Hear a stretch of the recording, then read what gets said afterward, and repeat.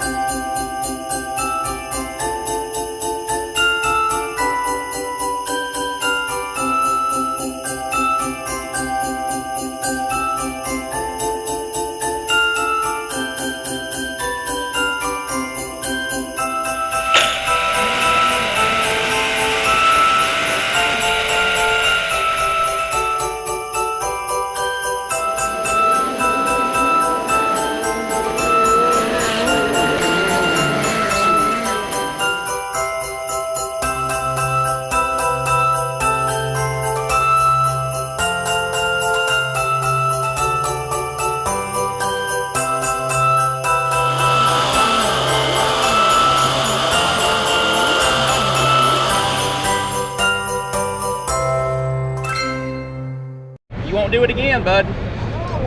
I know you won't.